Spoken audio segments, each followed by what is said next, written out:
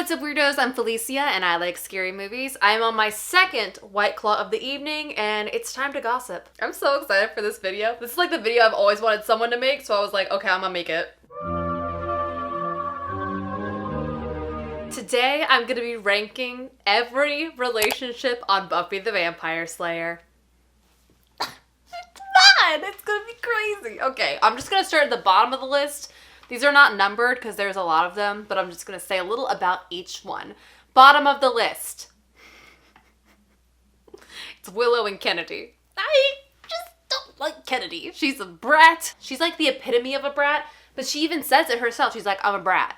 And I'm like, yeah, you are. But I just don't like that she kind of like, she like seduces Willow in this way before I believe Willow is ready to move on from Tara.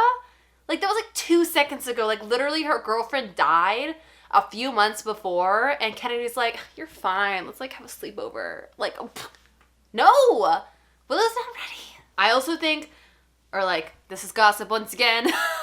I think Kennedy also kind of, like, sways Willow into turning against Buffy. You know, in season 7, when they all turn against Buffy and kick her out of the house, which is the rudest thing I've ever seen in my whole life. But yeah, that one, not great. Next up. Spike and Harmony.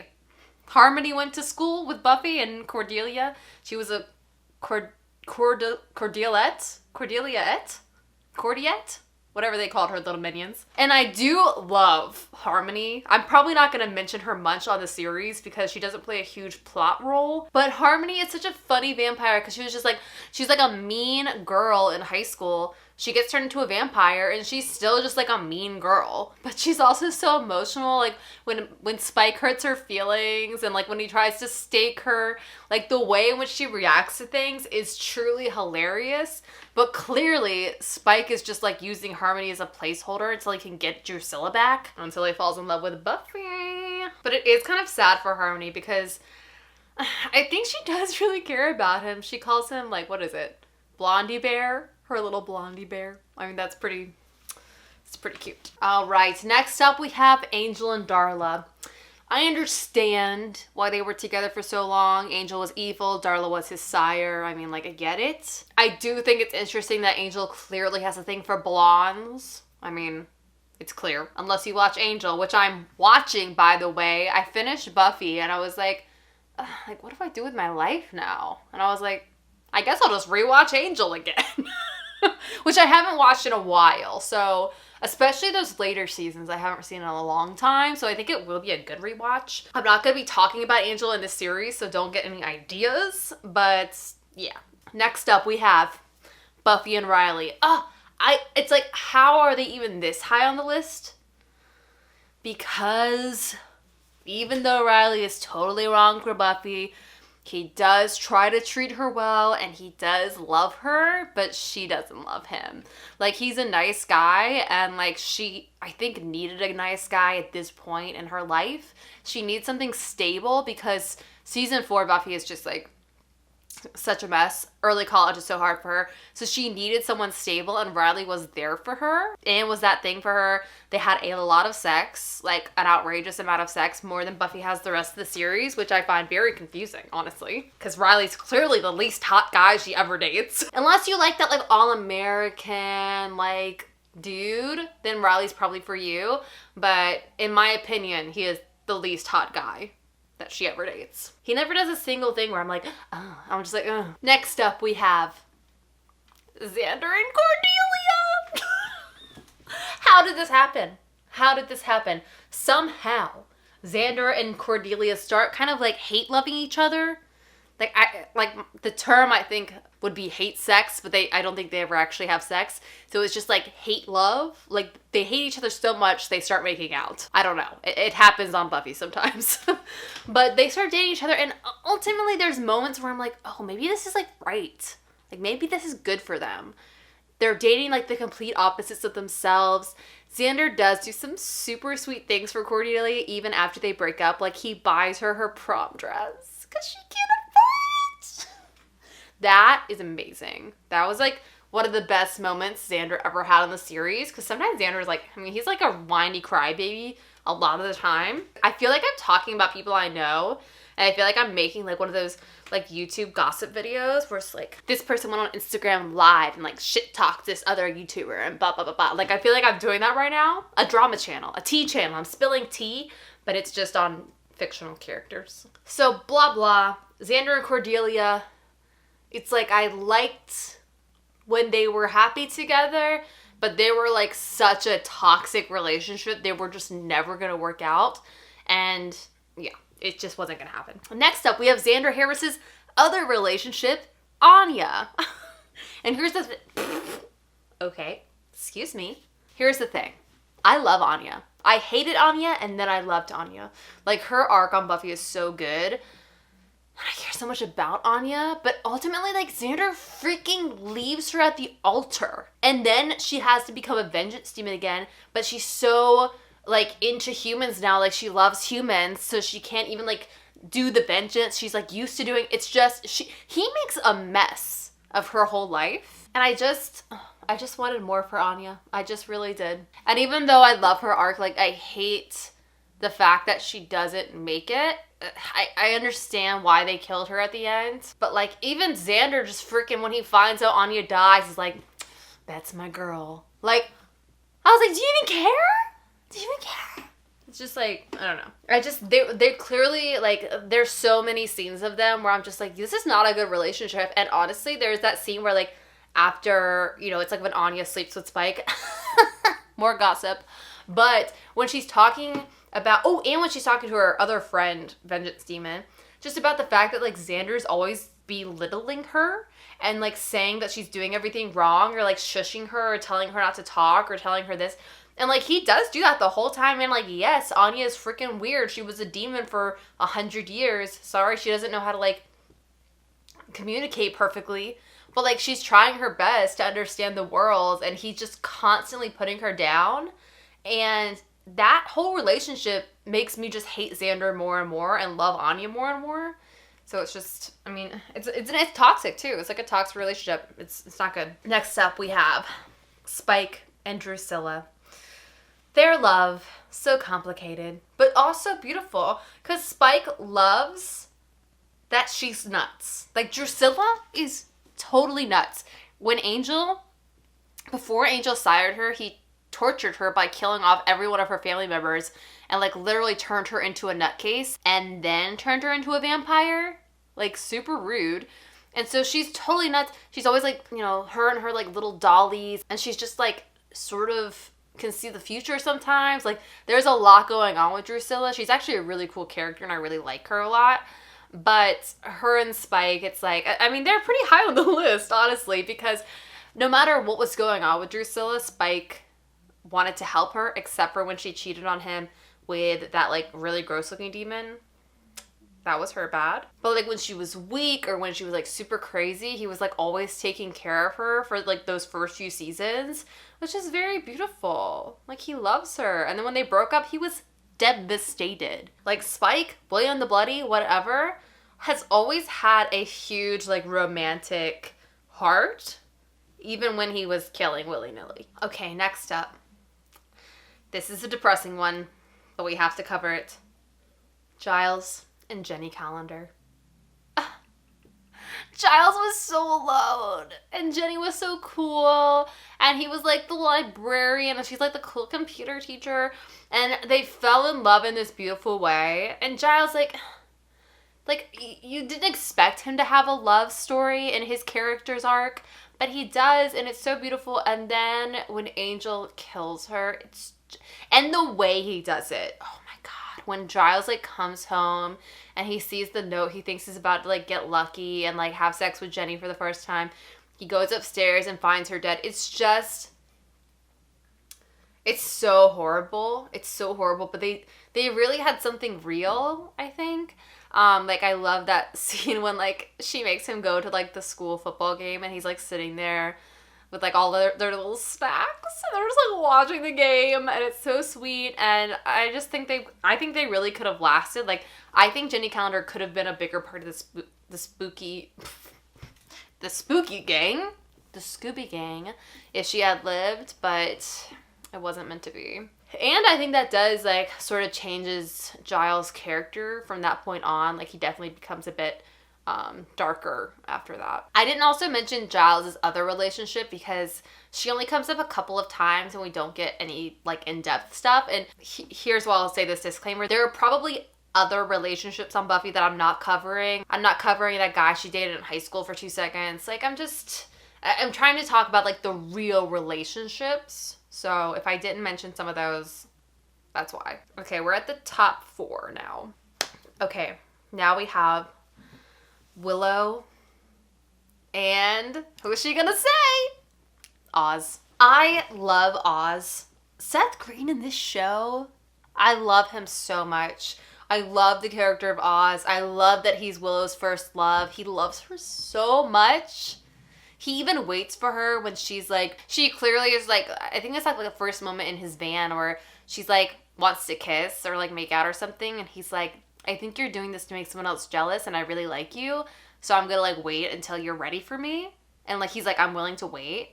And like for a high schooler to say that, I mean, so beautiful. And it's just so Oz's demise, I guess I'll say, when he sleeps with that other werewolf because he doesn't really know what's going on. It's all so horrible, and he leaves kind of like a la Spike after he does something horrible and goes to like find himself to be better, I think kind of ultimately for Willow, and then comes back to find she's fallen in love with someone else. And it's like, it's so brutal, but it just had to be that way, I guess. But overall, their relationship is so good and so beautiful. Willow, I mean, I don't know if I really said this, but Willow is like one of my favorite characters for sure. Oh, I'm finally wearing Buffy merch. I meant to say this at the beginning. I'm wearing my Dark Willow Bored Now sweatshirt. I'm bored now. But yeah, I love their relationship so much. Sad it didn't work out, but understandably why. But yeah. Okay, these next 2 spots, it's so funny because I'm going to do a video at some point with Lee from Horror Pals about Angel versus Spike. And I'm very excited to do that video. And it's so funny because as a youth, like when I first watched this show, I was all about Spike. Like I was all about Angel until Spike. And then I was all about Spike. I was so convinced that like there was something about his love that was like so important. I don't know. But as I got older and as I just rewatched the series again as a 28-year-old, I've never said my age. I'm 28. But as I've watched this as like an adult now, it's so interesting how my perspective has changed a lot, where I now can understand Angel's love in a different way. Because I was always, I guess like what the thing, I should wait to say this, but I'm drinking. So it's just that Angel leaves Buffy and it's for her own good. But as a teenager, I couldn't understand possibly him leaving her. Like I was like, he doesn't love her enough or he would never leave. And Spike was always just trying to be with Buffy. And so like, even though their relationship had a lot of toxic elements in it, I was like, he's always fighting to be with her, so he loves her the most. What ultimately, like, probably Angel loves her the most because he was willing to let her go for her own benefit. But even though I don't think it's really up to him, it's, like, very complicated. But anyways, here's how I did the 2 spots. Oh, and we're gonna, I know. I know that there is the rape scene. And this is, I feel like I have to mention this, because the spot next up is Spike and Buffy. Okay. That rape scene, I think, was such a huge mistake. And everyone that I've heard interviewed about it regrets it, says it was a mistake for Spike's character arc. It was a mistake from the writers. The actors didn't want to do it. I don't know why they went through with it. I think it's because they just needed a huge event to incite Spike going to get his soul. But it makes me so mad because I know that scene should not be in there. And it's so horrible. And I just don't think Spike's character would have done it. Like I know it happens. It happens in the show. It's a horrible scene. It's so upsetting on a level that it's just like nothing else ever on Buffy. But for me, it feels so out of place. It just does not feel like Spike would have done that. At that point, especially in his relationship with Buffy. But I also can't deny that it happened. I can't deny it. And it's also crazy, so problematic in so many ways because all of season 7, Buffy really relies on Spike and stands up for him and forgives him once he's gotten his soul and all this, and like that kind of like is a clean slate for him in her eyes. And I don't really know if it should be if that scene was there. So it creates this whole huge problem. My battery's about to die because I've talked so long. Okay, I'm back. So, that scene aside, I think Spike it's so interesting because he's the only undead vampire without a soul that we see on the show that has that kind of devotion and love. And he doesn't want to love Buffy. Like, he actively tries to fight against it because he knows it's wrong. And he even says that at some point. He's like, I know it's wrong what I feel for you. Because he's undead. He's a vampire. He has no soul. He is ultimately supposed to be an evil, selfish creature. But he has deep, passionate, undying love for Buffy. And him going to get his soul and go through all those trials for her so that he can be the man that he wants to be for her is beautiful.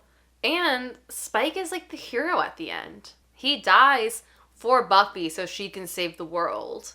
And the other thing is that he believes even in his death that Buffy never really loved him. And at the end when she says, I love you, and he says, you don't. But it's okay. And then he am I gonna start crying? I just felt that moment. I was like, no, keep it together. We're almost done. But it just is, and it's such a, it also starts with the sex, right? Like their relationship starts with sex. And it is so interesting to watch those scenes because it's finally like Buffy being met with power that matches her own in like a sexual way. So they break down that whole freaking building having sex. It's wild. But it starts with that, and she, says she's using him. She says to him, I'm using you, and she treats him like dirt. But he loves her, and so he's like, I'm here, I love you. It's like, I'm doing whatever. I love you. As long as I can be with you, I don't care if you're using me, I love you. And so it's so toxic in that way. But the love is real. And then I think by season 7, Buffy does have love for him. It's different, I think, than the love that he has for her. But it is beautiful. And ultimately, like I said, he's the hero at the end. And also, he's the one that gets her back on her feet right before that big final battle. And that scene of just them like cuddling in that bed and him being like, that was the greatest night of my life, was just to be close to you. Because even though they'd had a bunch of sex and stuff, he never felt close to her. And Buffy never lets anyone be close to her because she's the chosen one, the slayer. She's supposed to be alone. And that scene, other than when she's with Angel, I think is the only time in the whole series where Buffy really lets anyone in on that deep of a level. And it's Spike. As he said, it's the best night of his life because he finally got to be close to her. It's so beautiful. It's so beautiful. Okay. Let's keep it moving. We have 2 spots left. Second spot is Buffy and Angel. And once again, when I used to watch the show as a teenager, I felt so much resentment towards Angel because he was like, playing the adults, right? And being like, I'm leaving because it's what's best for you. And she's like, how dare you tell me what's best for me? Like, and that does really bother me. But as I've gotten older, I understand like what his sacrifices meant and that all those sacrifices were from love. And when they are together, like whenever they get to actually have relationship time and we get to have like, the perfect day episode on Angel in season 1 of Angel where Buffy goes to LA. So watch that too. But there is something about their relationship when it's working that is so easy and beautiful and perfect, but it's so rare that they have those moments because most of the time it is so volatile because, you know, Angel loses his soul when he has one perfect moment with Buffy when they have sex for the first time. And you also have, of course, like, even at the beginning of their relationship, like when they kiss and he, like, they get too close and he gets too excited and he turns and, you know, he vamps out and all that stuff. Like, there's always so much pain in their love, which makes their relationship so hard to watch. But ultimately, I know that it is Buffy's great love. Angel is Buffy's great love of the series, and Buffy is Angel's great love. They are always meant for each other, even though they can't really be together. And it's so freaking sad. And what's interesting too is that when you watch the series, it feels like Angel, because he's there for the first basically 3 seasons, and then he's kind of pieced out, right? Because he's gone to his spin-off show. But whenever he comes back, his presence is just like, it's like this all-knowing of just like, they're meant for each other in this way. Like, they're meant for each other because they are wrong for each other, but they complete each other even though they are opposites. I'm literally staring at a picture of Buffy and Angel as I'm saying this on my wall. This is so embarrassing. I'm so dramatic about this show. I mean, they're beautiful. I'm sure someone in the series says, I wish those kids could make it work. So I'll say it now. I wish those kids could have made it work. But that's also Buffy, right?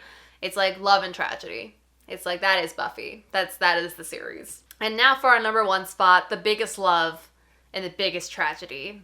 Willow and Tara. When Tara comes into Willow's life, it is like, this is the most dramatic thing I've ever said. It's like a flower blooming, right? Willow, for the first time, or in that one time she was a vampire, is starting to understand her sexuality. And she says this with Kennedy too, that I think Kennedy in season 7 asks her like when she knew she was gay.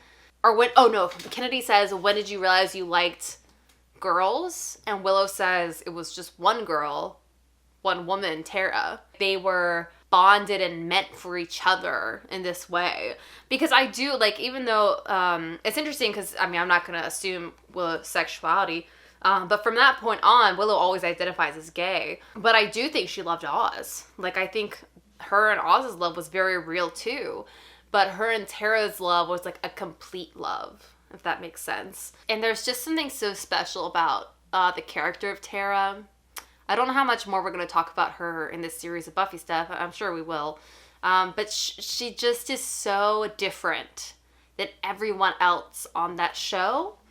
And that's creates a lot of early problems in their relationship because Tara doesn't feel like she fits in with the Scooby Gang, right? But there's something so deep and knowing about her and quiet about her that the rest of the gang is like bada boom, bada bang, bada boom, and Tara's just like she's like listening, she's like responding. It's such a different energy that we just had never had on the show. She's just like such a beautiful character, and the way she can see Willow, like that is what like puts it at the top of my list, is the way Tara sees Willow, perceives Willow, takes care of Willow. Like the fact that Tara loves Willow so much makes me love Tara so much. It's like that thing, like if you have a friend and like their significant other treats them like a queen, you have love for them because they treat your friend so well. Like you're like, oh yes, thank you. Like you are what they deserve. And that's what it feels like. It's like Tara is the love you feel like Willow deserves. And then when it goes wrong because Tara loves Willow so much, she will not watch Willow destroy herself. And so Tara takes a step back when Willow is doing the bads with the magic and like getting too into it and getting too addicted to it ultimately. That Tara's like, I'm stepping back until you figure this out, to force Willow to figure it out. And she does. And they finally get back together And it's that moment that's like such a Joss Whedon thing where it's like you finally get that moment of like everything's gonna be okay now. And then of course, gunshot. And then the whole series changes forever. And yeah, so Willow and Tara, they're top of the list. And that's it. That's the tea for today. That's the gossip on Buffy the Vampire Slayer and all of the failed relationships. Isn't that horrible? Nobody ends up happy at the end. Nobody gets to live out their days with their sweetheart. Nobody. It's just like, why? I don't know. It's very depressing. You know what's great about Travis? I'm gonna just like brag for a second. I feel like he's a perfect mix of Spike and Angel. He has like bad boy aesthetics, but he is like a sweet, beautiful soul and teddy bear and like all those things. I wonder how he's gonna feel about that being in this video. But he is the perfect blend of the things I love most about Spike and Angel. Like I found him in Travis. So I win. I win. That's it, people. Those are all the relationships. Let me know your favorites down below. And let me know your least favorite, because that's kind of like even more fun to talk about. So let me know your least favorite in the comments. If you haven't yet, hit that subscribe button. I have more Buffy videos coming. Give this video a thumbs up. And I'll see you in the next one. Have a nice scream. Bye.